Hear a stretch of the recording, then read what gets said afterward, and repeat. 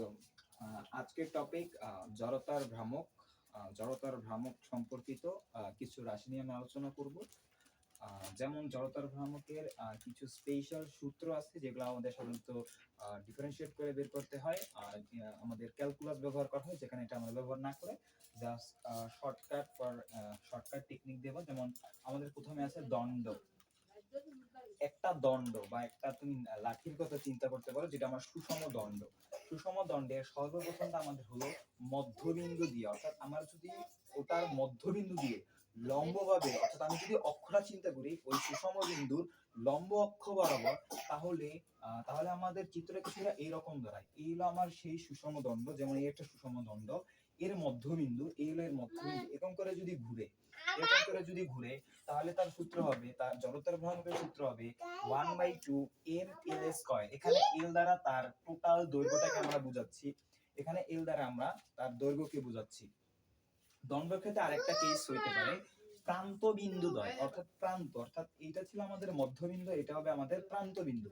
প্রান্ত বিন্দু দিয়ে যদি কোনো সুষম দণ্ড সাধারণত অক্ষকে কেন্দ্র করে ঘুরতে থাকে, তাহলে তার চিত্রটা কিছুটা এরূপ হয়ে থাকে। অর্থাৎ এইটা আমাদের সেই সুষম দণ্ডটা, এটা হলো তার তাদের অক্ষটা কিন্তু প্রান্ত বিন্দু স্পর্শী। এটা কিন্তু এইভাবে ঘুরতেছে, এইভাবে যেহেতু ঘুরতেছে, অর্থাৎ এইটা ফিক্স, এইখান থেকে কেন্দ্র করে ঘুরতেছে, তাহলে তার সূত্র হয় 1/3 ml স্কয়ার। আমরা যখন মধ্যবিন্দু তখন ছিল আমাদের কি, তখন আমাদের ছিল 1/2 ml স্কয়ার, যখন আমাদের প্রান্ত তখন 1/3 ml স্কয়ার। এরপর আমাদের আসে চাকতির কনসেপ্ট। চাকতি কি? আমরা চাকতি দেখছি। চাকতি কিরকম? চাকতি যদি মধ্যবিন্দু হয়, অর্থাৎ মধ্যবিন্দুর সাথে লম্বভাবে গমনকারী যদি কোনো অক্ষ হয়, তাহলে কিছুটা এরকম দেখতে হয়। এই হলো আমাদের চাকতি, এই হলো মধ্যবিন্দুগামী লম্ব অক্ষ, এরকম দেখতে। এই সূত্রটা হবে 1/2 mr স্কয়ার। আর হলো ওই ব্যাসার্ধ, ওই চাকতিটার ব্যাসার্ধ এখানে আর বোঝাচ্ছি 1/2 mr স্কয়ার। এবং রিং এর যদি মধ্যবিন্দু হয়, রিং এর মধ্যবিন্দুটা কিছুটা এইরকম দেখতে হবে, এবং যেটা সূত্র হবে mr স্কয়ার। মজার বিষয় কিন্তু আমাদের জড়তা ভ্রামকের যে প্রধান সূত্র বা মূল সূত্র, সেটা কিন্তু mr স্কয়ার।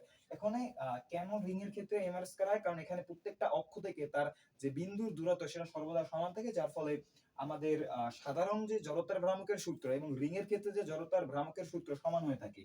তারপর আমাদের আছে নিরেট গোলক, তার আগে একটা আছে চাকতি আর সিলিন্ডার। দুইজনের ক্ষেত্রে সূত্র এক, কিন্তু চিত্রতে সামান্য পার্থক্য বিদ্যমান। কারণ অনেকগুলো রিং, অনেকগুলো যদি চাকতি আমি এক জায়গায় তৈরি করি, তাহলে ওটা একটা সিলিন্ডার তৈরি হয়। আর অনেকগুলো রিং যখন উপর থেকে নিচে হয়, তখন সেটা একটা ফাঁকা সিলিন্ডার হয়। অর্থাৎ তাদের গঠনগত পার্থক্য থাকলেও তাদের যে কার্যগত দিক, অর্থাৎ অক্ষের সাথে প্রতিটা বিন্দুর দূরত্ব কিন্তু সর্বদা সমান থাকে, যার ফলে তাদের সূত্র এক হয়ে থাকে। এদের সূত্রের কোনো ভিন্নতা দেখা যায় না, বাট তাদের গঠনগত কিন্তু অবশ্যই পার্থক্য আছে। তারপর আমাদের নিরেট গোলক, আর একটা আছে ফাঁকা গোলক। এখানে নিরেট গোলকের ইম্পর্টেন্সটা একটু বেশি, যেহেতু আমাদের পৃথিবী অথবা চাঁদ এরা কিন্তু নিরেট গোলক হয়ে থাকে। অর্থাৎ যদি মহাকর্ষ অভিকর্ষ চ্যাপ্টারের সাথে নিউটনীয় বলবিদ্যা চ্যাপ্টারের মিক্স কোনো কোশ্চেন আসে, তাহলে নিরেট গোলক অন্যতম ইম্পর্টেন্ট একটা ভূমিকা পালন করবে। যদি নিরেট গোলকের মধ্যবিন্দুগামী লম্বভাবে অক্ষকে চিন্তা করা হয়, তাহলে চিত্রটা কিছুটা এরকম হবে, এবং এর সূত্রটা হবে 2/5 mr স্কয়ার। এইটার যে ডিফারেন্সিয়েট বা এটার যে ক্যালকুলাস, সেটা অত্যন্ত জটিল প্রক্রিয়ায় সংগ্রহ হয়, বাট ওইটা ইম্পর্টেন্ট না। ইম্পর্টেন্ট হলো সূত্রটা কি 2/5 mr স্কয়ার। আর দ্বারা বুঝাচ্ছে ওই বৃত্তের ওই যে আমাদের যে বস্তুটা, ওই নিরেট গোলকটা, ওই নিরেট গোলকের ব্যাসার্ধ। তারপর আমাদের ফাঁকা গোলকের ধরন হবে অবশ্যই মধ্যবিন্দু, কারণ এটা মধ্যবিন্দু দিয়ে যাবে এবং সেটা লম্ব অক্ষ বরাবর হতে হবে। কারণ মধ্যবিন্দু দিয়ে আমি অনেকগুলো আছে অঙ্ক বানাতে পারি, কিন্তু অবশ্যই সেটা লম্ব অক্ষ হতে হবে। এবার চিত্রটা কিছুটা এরকম হবে, কিছুটা নিরেট গোলকের মতোই। শুধুমাত্র পার্থক্য হলো নিরেট গোলকে আমাদের প্রত্যেকটা বস্তুর জায়গায় কিন্তু ভর আছে, কিন্তু ফাঁকা গোলকে কিন্তু কোনো ভর থাকে না। এইখানে সূত্রটা হলো 3/2 mr স্কয়ার। সো রিক্যাপ যদি নেই, তাহলে আমাদের প্রথম দণ্ড আছে, দণ্ডতে আমার যদি মধ্যবিন্দু দিয়ে যায়, তাহলে আমার কি হয় 1/12 ml স্কয়ার। যদি প্রান্ত বিন্দু দিয়ে যায়, তাহলে হয় 1/3 ml স্কয়ার। এবার আসে আমাদের চাকতির ক্ষেত্রে যদি মধ্যবিন্দু দিয়ে যায়, তাহলে হয় আমার কি, তাহলে আমার হয় 1/2 mr স্কয়ার। যদি রিং হয়, তাহলে যদি সেটা মধ্যবিন্দু দিয়ে যায়, সেটা হয় আমাদের mr স্কয়ার। এবং mr স্কয়ার কিন্তু আমাদের আসল জড়তার ভ্রামক বা প্রধান জড়তার ভ্রামকের সূত্রটা। এরপর আমাদের আসে যখন সিলিন্ডার কিন্তু চাকতির যে সূত্র, সিলিন্ডারের যে সূত্র, এই সূত্রগুলো একই হয়ে থাকে। রিং এর ক্ষেত্রে আর একটা ফাঁকা সিলিন্ডার একই সূত্র আমাদের প্রদান করে। তারপর আসে আমাদের নিরেট গোলক, যেটা আমাদের পৃথিবী বা অন্য যেসব গ্রহ আছে আমাদের সৌরজগতে, টোটাল 8টা গ্রহ সবাই কিন্তু নিরেট গোলক, এবং চাঁদ থেকে শুরু করে যত উপগ্রহ বর্তমান সবাই কিন্তু নিরেট গোলক। সো এটা একটা ইম্পর্টেন্ট। এই ক্ষেত্রে আমাদের কি ছিল ভাই, 2/5 mr²। আমাদের ফাঁকা গোলকের বেলা কি, এটা আমাদের 3/2 mr²। এরপর আমাদের আমাদের জড়তা ভ্রামক সংক্রান্ত কিছু উপপাদ্য আছে, যেমন I is equal to Ig plus mr, sorry I I Iz, মানে I যদি হয় তাহলে ওইটা হবে Ig, বা ওইটার যে ভর কেন্দ্রের যে আমার I জড়তার ভ্রামক প্লাস ওই জড়তার ভ্রামকের m, এবং ওই বিন্দু থেকে উচ্চতা, যেমন ধরি এই লাঠিটার আমি এইখানটা আমি জানি, কারণ এইখানে জড়তার ভ্রামক কি, I is equal to কি 1/3 ml²। আমি এইটা হলো মধ্যবিন্দু, এইখানটাও আমি জানি এটা কত 1/12 ml²। কিন্তু আমাকে যদি এই বিন্দুর বের করতে দেওয়া হয় তাহলে সেটার কোনো সূত্র আমরা জানি না, বা অথবা এই বিন্দুর দিলে তাও কিন্তু আমরা জানি না। এক্ষেত্রে আমাদের কি করতে হবে, আমাদের এই উপপাদ্যটা খাটাতে হবে। উপপাদ্য কি, ধরো আমি এইখান থেকে যদি এই বিন্দুর বা এই পয়েন্টের যদি আমি জড়তার ভ্রামক চাই, সেক্ষেত্রে আমাদের এইখানের যে অর্থাৎ মধ্যবিন্দু, সাধারণত ভর কেন্দ্র কোন একটা মানে বস্তুর মধ্যে অবস্থান করে থাকে। আমাদের এই যে জড়তার ভ্রামক, এই জড়তার ভ্রামকের সাথে এইখানে যে ভর এমটা এবং এইখান থেকে যে দূরত্ব, সেটা আমাদের তার বর্গকে যোগ করতে হবে, তাহলে আমরা এইখানকার জড়তার ভ্রামক পাবো। আরেকটা হচ্ছে Iz, এটা Ix প্লাস Iy। আমাদের z অক্ষ বরাবর জড়তার ভ্রামক সমান সমান হবে x অক্ষে জড়তার ভ্রামক যোগ y অক্ষে জড়তার ভ্রামক।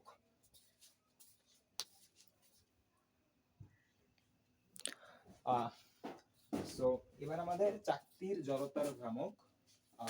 জড়তার ভ্রামকে আমাদের কিছু কনসেপ্ট জানতে হয়, যেমন আমরা কিছুক্ষণ আগে যে দুইটা উপপাদ্য শিখছিলাম, সেই উপপাদ্য ব্যবহার করে আমরা চাকতি বিষয়, কারণ আমরা চাকতি বিষয় অর্থাৎ আমরা চাকতি নিয়ে কি দুইটা মাত্র একটা শিখছি না, আমরা চাকতি নিয়ে যে মধ্যবিন্দু দিয়ে আমরা একটা শিখছি। কিন্তু এই দেখো, এই যে চাকতিটা, এই চাকতিটার যদি মধ্যবিন্দুটা অক্ষ হয়, অর্থাৎ মধ্যবিন্দু লম্বভাবে যদি অক্ষ হয় এবং সেটা যদি ঘুরে, সেক্ষেত্রে জড়তার ভ্রামকের সূত্র হচ্ছে I is equal to 1/2 mr²। I is equal to কি হাফ mr² না 1/2 mr²। আমরা কিন্তু এইটা শিখছি।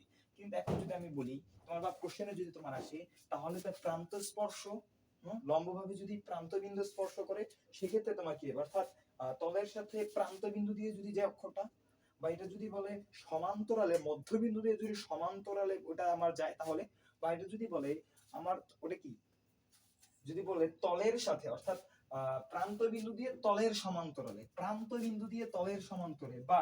মধ্যবিন্দু দিয়ে তলের সমান্তরালে, অর্থাৎ এই যে আমাদের মধ্যবিন্দু দিয়ে তলের সমান্তরালে, এগুলোকে আমরা বের করতে পারবো যদি সূত্র মুখস্থ করবো না, এগুলো টেকনিক দিয়ে বের করবো। যেমন আমরা কিন্তু জানি লম্বভাবের ক্ষেত্রে I is equal to কি 1/2 mr²। এবার আমরা যদি দেখি, যদি আমাদের প্রান্ত বিন্দু দিয়ে বলে, তাহলে আমরা কি করব, আমরা জানি I is equal to কি Ig plus mr², এটা আমরা জানি। এখন দেখো Ig মানে কত 1/2 mr², Ig মানে কত, এই যে 1/2 mr² প্লাস mr², তাহলে কি 3/2 mr² না এইখান থেকে, তাহলে মানে এই দুইটার দূরত্ব কি r, তাহলে এখানে mr² হবে। আর যেহেতু Ig plus mr² সমান 1/2 mr² প্লাস mr², তাহলে কত 3/2 mr²। যদি চাকতির আমার কি হয়, যদি এখান থেকে দেখো এই দুটোর মধ্যে পার্থক্য আউলাই করবান, এটাও কিন্তু মধ্যবিন্দু দিয়ে, এইটাও মধ্যবিন্দু দিয়ে, পার্থক্য কি, এই ধরো এটা যদি আমার হাতটা যদি একটা বৃত্ত হয় এইরকম ঘুরতেছে, আর এইটা হলো এইরকম ঘুরতেছে, যেমন এইটা ধরো কিছুক্ষণের জন্য চিন্তা করে নাও, এইটা একটা বৃত্ত, এটা একটা বৃত্ত, এই ক্ষেত্রে কি ছিল, এটা বৃত্ত, এই ক্ষেত্রে ছিল আমি মধ্যবিন্দু ছিল আমাদের অক্ষ ছিল এইরকম, এটা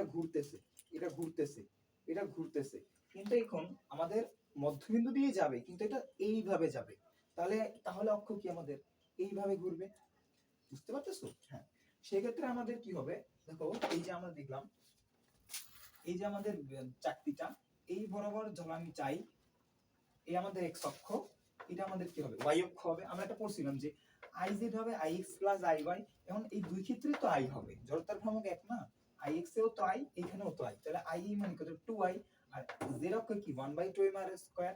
এখন ক্যালকুলেশন করলে কি হবে, I সমান 1/4 mr²।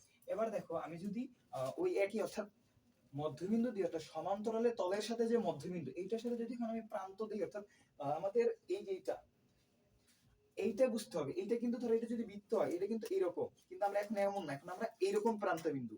এইটা ছিল এইরকম প্রান্ত বিন্দু, এইটা কিরকম, এটা হলো এইরকম প্রান্ত বিন্দু।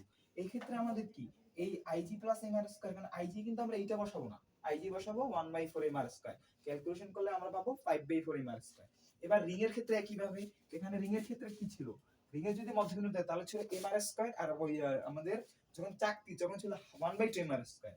এবার যদি প্রান্ত বিন্দু দেয়, যেহেতু এখানে ছিল IG plus M R square, এখানে যখন আমাদের চাকতি তখন ছিল 1/2 এম আর স্কয়ার, কিন্তু এখানে হবে যখন রিং তখন কিন্তু হাফ এম আর স্কয়ার না, শুধু এম আর স্কয়ার হবে। তাহলে M R square plus M R square 2 M R square. আর এখানে দেখো এখানে ছিল 2i সমান হাফ এম আর স্কয়ার, কিন্তু এখানে হবে 2i সমান এম আর স্কয়ার, i সমান এখানে আসলে কি 1/4, এখানে আসবে 1/2, যেহেতু এখানে 1/2 টা না। আর এই ক্ষেত্রে আমাদের ছিল 1/4, কিন্তু এখানে আসে 1/2 M R square plus M R square 3/2 M R square. চাকতি শেষ। এরপর আমাদের কনসেপ্ট কি, আমাদের কনসেপ্ট হলো আয়তাকার। তো ওয়েট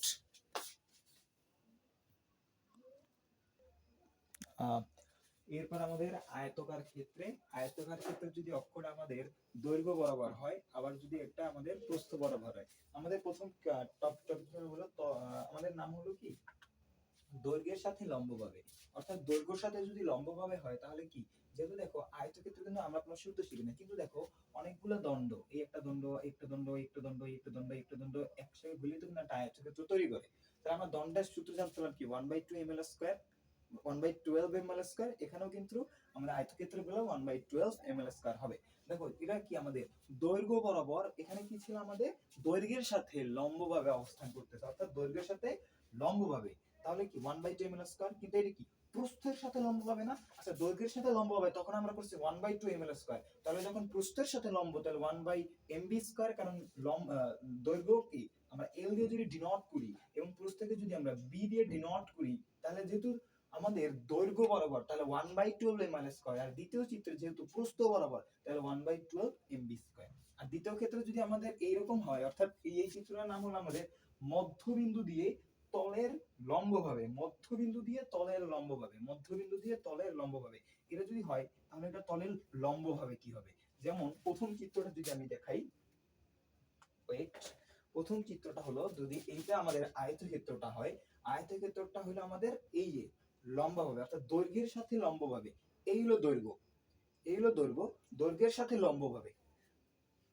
ধরো এইটা আমাদের কি দৈর্ঘ্য, এইটা আমাদের প্রস্থ, দৈর্ঘ্যের সাথে যখন লম্বভাবে, দৈর্ঘ্যের সাথে লম্বভাবে, সেক্ষেত্রে আমাদের কি 1/12 ml স্কয়ার।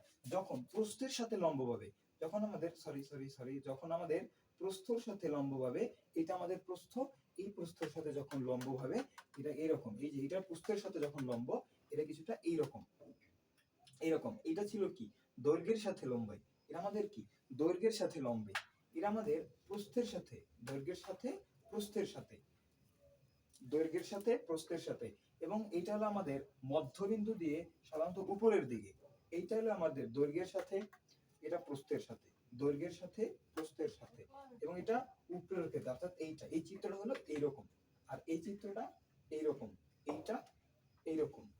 যেহেতু আমাদের এটা, যেহেতু আমরা জানি iz = ix + iy, সুতরাং এই দুটো যোগ করলে আমাদের হবে, যোগ করলে এটা যদি 1/2 m কমন নেই তাহলে l² + b²। আর আরেকটা হলো নিরেট গোলকের ক্ষেত্রে, নিরেট গোলকের ক্ষেত্রে আমাদের যেহেতু প্রান্ত মিশে, আমরা জানি নিরেট গোলকের মধ্যবিন্দুর আমাদের মানে ভার কেন্দ্রের আমাদের কি i কি, আমাদের কি 2/5 mr² + mr², তাহলে ক্যালকুলেশন করলে আসবে 7/5 mr²। একটা নিরেট সিলিন্ডারে যখন হয়, নিরেট সিলিন্ডার কি 1/2 mr² না, তার সাথে আরেকটা mr² যোগ করলে কি হবে 3/2 mr²।